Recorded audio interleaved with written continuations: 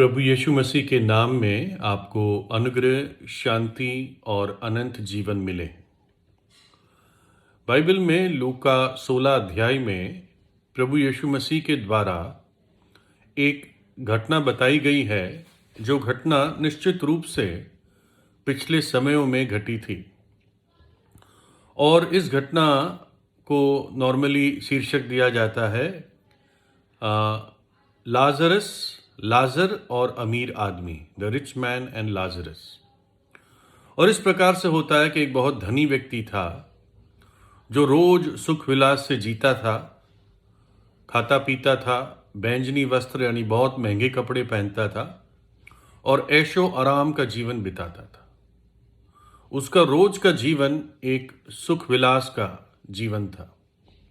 आज के दिन में ऐसे लोगों को पार्टी एनिमल्स कहते हैं, जिनकी हर रोज हर रात पार्टी होती है। और इस व्यक्ति के घर के, मान लो बहुत बड़ी कोठी थी, उसके घर के गेट के बाहर हर रोज एक भिखारी छोड़ दिया जाता था। उस भिखारी का नाम हम जानते हैं, लेकिन उस अमीर आदमी का नाम नहीं जानते हैं।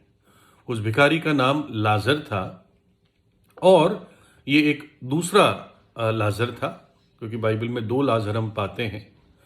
और ये बहुत बीमार था, इतना बीमार था इसके पूरे शरीर पर घाव हो गए थे, फोड़े हो गए थे, और इतना कमज़ोर था कि कुत्ते आके उसके उन खुले घावों को चाट जाते थे और वो उनको हटा भी नहीं पाता था। लेकिन ये इसलिए छोड़ दिया जाता था क्योंकि बहुत गरीब घराने से था और खाने को नहीं था। तो अमीर आदमी के घर से जो जूठन होती थी, जो लेफ्ट ओवर्स होते थे, वो इस गरीब को दे दिया करते थे और ये खा लेता था, अपने दिन भर का पेट भर लेता था और शायद शाम को फिर घर वाले ले जाते थे। और फिर जैसे संसार में सबके साथ होता है, वैसे यहाँ पर भी हुआ कि लाजर मर गया। और जब वो मर गया तो वचन बताता है कि स्वर्गदूत उसकी आत्मा को स्वर्गलोक ले गई, और जहां उसका पूर्वज था, जहां उसके पवित्र पूर्वज पहले पहुंच चुके थे, वहां पर जाकर उसने भी स्थान पाया।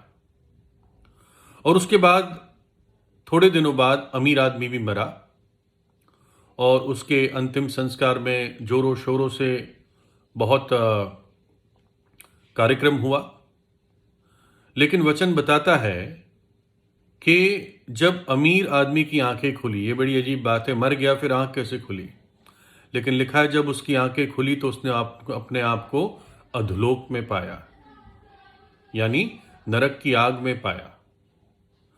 और उसने दूर अपनी आंख उठा के देखा कि लाजर बड़ी शांति के स्थान पे बैठा है और वो अपने आप पीड़ा में, ज्वाला में तड़प रहा है।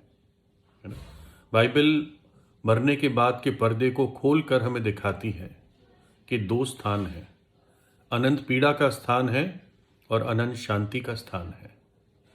और तब अमीर आदमी पुकारता है अपने पूर्वज को कि मैं इस ज्वाला में तड़प रहा हूं, कृपा करके लाजर को मेरे पास भेज ताकि मेरी इस जबान पर एक बूंद ठंडा पानी डाल दे, क्योंकि मैं प्यास से मरा जा रहा हूं।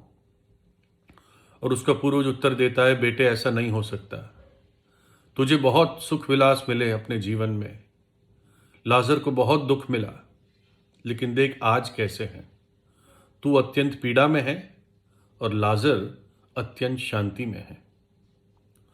तो फिर अमीर आदमी पूर्वज से प्रार्थना करता है कि कृपा करके लाजर को मेरे घर भेज दे, मेरे 5 भाई है, अगर वो लाजर की बातों को सुनेंगे, इन बातों के बारे में जानेंगे, तो वो पछताप कर लेंगे, वो मन फिरा लेंगे, कहीं ऐसा ना हो वो भी इस पीड़ा के स्थान पर आ जाए। इससे हमें पता चलता है कि अमीर आदमी नरक क्यों पहुंचा, क्योंकि उसने अपने पापों से मन नहीं फिराया, उसने अपने पापों से पछताप नहीं किया। और तब पूर्वज उत्तर देता है कि नहीं, उनके पास परमेश्वर के वचन की पुस्तक है, वो उसे पढ़े। तो अमीर आदमी फिर बहस करता है, नहीं, अगर कोई मरे हुए में से जाकर उनको बताएगा तो वो मान लेंगे। और तब पूर्वज कहता है, अगर वो परमेश्वर की वचन की पुस्तक की बातों पर विश्वास नहीं करेंगे, नहीं मानेंगे, तो कोई मरे हुए में से भी वापस जाएगा तो उनका मन फिराना संभव नहीं हो पाएगा, है ना। इससे हम क्या सीखते हैं कि इस जीवन की बातों को देखकर ये पता नहीं चलता कि इसके बाद क्या है। कुछ लोग बहुत इस जीवन में सुख विलास से जीते हैं। लोग कहते हैं भाग्यशाली है, चांदी की चम्मच मुंह में लेकर पैदा हुआ। लेकिन यदि एक व्यक्ति अपने पापों में मर जाता है तो उसका भाग भी उस अमीर आदमी के साथ होगा, उस अधोलोक में, उस अत्यंत पीड़ा में।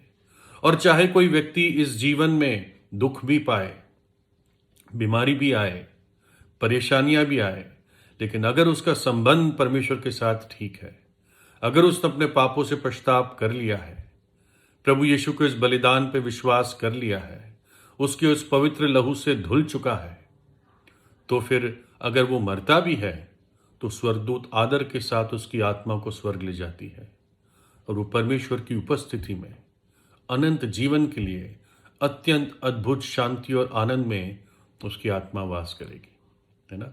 आप कहाँ पर हैं? आप कहाँ पर जा रहे हैं? अमीर आदमी के स्थान पर जा रहे हैं या लाजर के स्थान पर जा रहे हैं?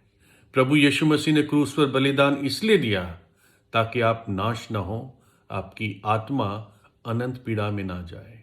उसकी इच्छा है कि मैं और आप जीवन पाए और बहुतायत का जीवन पाए। प्रभु यीशु से प्रार्थना कीजिए, है ना, उसके बलिदान पर विश्वास कीजिए। वो आपको उद्धार और मुक्ति देता है। उसके अनुग्रह से वो आपको उद्धार और मुक्ति देता है। परमेश्वर आपको आशीष दे।